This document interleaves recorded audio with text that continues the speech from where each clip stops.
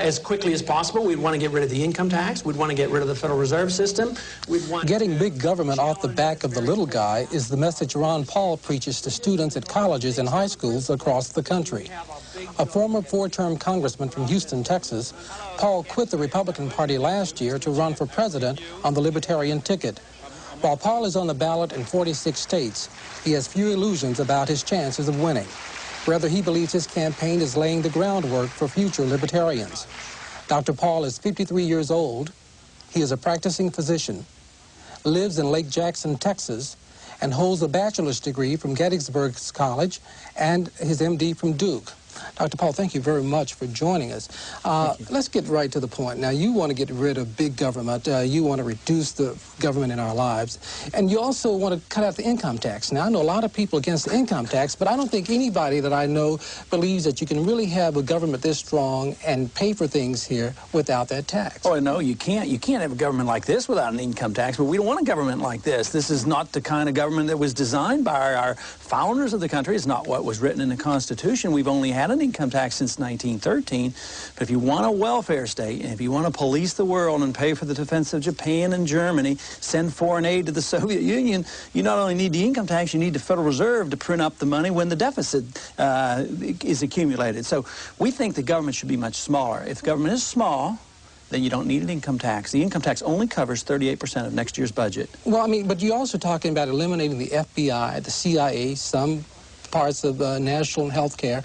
I mean, how do you do that? I mean, do you just ride into town one day and say, okay, everybody leave who works for these agencies? Well, the president doesn't do it. Obviously, we have to, that's why we talk to a lot of young people, because they're the ones who are paying these bills. They're the ones who are inheriting this debt. So it's most likely the young people who will move into this next generation in government will say, look, we can't afford it. We're broke. We better do something else. Now, you can't do it with waving a magic wand, but we have a growing number of people in this country who are starting to realize that even if they might not agree with us on our moral principles and the Constitution, they might agree that economic law says we can't afford it any longer. I mean, we're running up $240 billion deficits per year. That's how fast the national debt is increasing. So the young people, there aren't enough young people to pay for this type of government. So the type of government we have today is coming to an end. Okay, let me be clear now. Regardless of what you keep in terms of government, and regardless of how small, it still has to be paid for. How would it be paid for?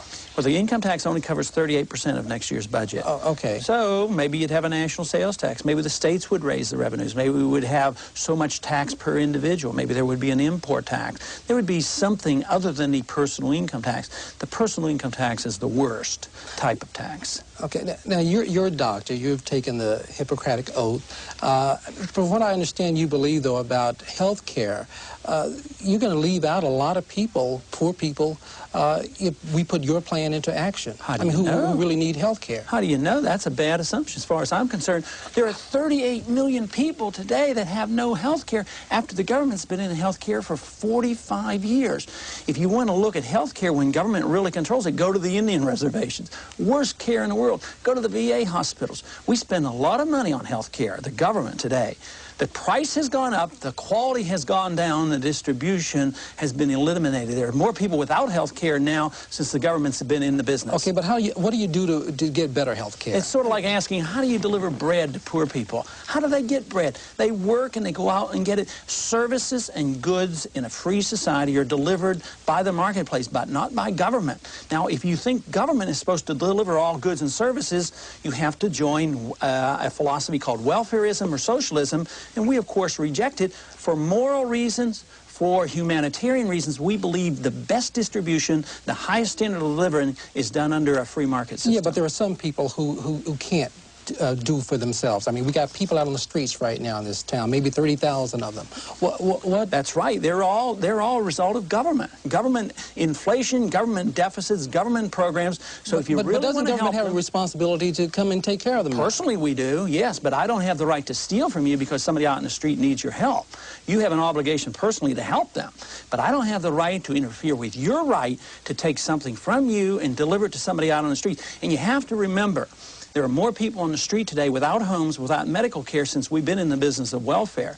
So if we want to eliminate most of the people who are in need, you have a free market system. But the question is still legitimate, because there'll still be some people who will have need. Our answer to that is it has to be taken care of through voluntary means, never through coercion, never through force.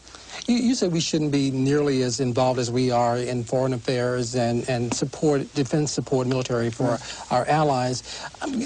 Let me throw this. What if Mexico all of a sudden had unrest down there? We thought they were going to go communist. What would you do in your administration? Well, the first thing I'd stop doing is sending them money.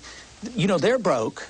We just sent them this week $3.5 billion to bail out a government-owned oil company, which props up a socialist system. So I would say that's not prop them up. As we have bank failures here and the oil companies here in destitution, we continue to finance them. So I would say totally ignore them. If there's a threat to our national security, you never act secretly through the CIA or doing anything militarily without the consent of Congress. Congress is responsible to defend this country. But what if the Soviets started sending the money if we didn't send the money? And then the Soviet system would fall even more rapidly. They can't even feed themselves. We're financing the Soviet system, too. You wouldn't worry about that as President of the United States. Well, I would worry if they threatened my security and the security of the country. But I think it would be helpful to bankrupt the Soviet Union if they want to spend all their money, because they couldn't win in Afghanistan and they're broke, and now they're getting more loans from the Soviets. But they could put up a missile base over there across the border. Well, they have one in Cuba. I'm talking about in Mexico across the border. Yeah, but they have one in Cuba 90 miles off our shore, and ever since Kennedy, all our presidents have agreed never to touch Castro. At the same time, they tell us we have to spend $300 billion a year stopping the spread of communism. So I would say that supporting and making sure Castro can exist is ignoring some hard, cold reality. I've got a quick laundry list here. Try to answer these in just one sentence. Tell me what you would do in this case. Public schools, what should we do? Well, I think we should give it some competition. I think we should immediately introduce competition through the voucher system or through tax credit so that we don't have a monopoly control of the public schools. Social Security. Social Security, the people should know the truth, that it's bankrupt and that young people won't get anything, and that therefore we should start to privatize it. Death penalty. Death penalty, I would support the death penalty. What about Star Wars, SDI? I think it's worth doing research on SDI, but I would take the money out of the money we spend overseas. 70% of our military money is spent overseas, subsidizing rich allies. It should be spent on the defense of this country, such as SDI. Well, let me just ask you, do you know any place now or in the past where libertarian rule has worked, where the libertarian principles have been employed and worked? Well, I would say that the most libertarian society probably was in the United States, and we've had the greatest prosperity than any country in the world. In the last 70 years, of course, we rejected libertarian views. Hong Kong, I think, is a pretty good example of what happens when you have a free market system. We're out of time. Thanks a lot. And thanks to you for joining us to hear two of the other voices which seek to be heard in this important election year. Good night.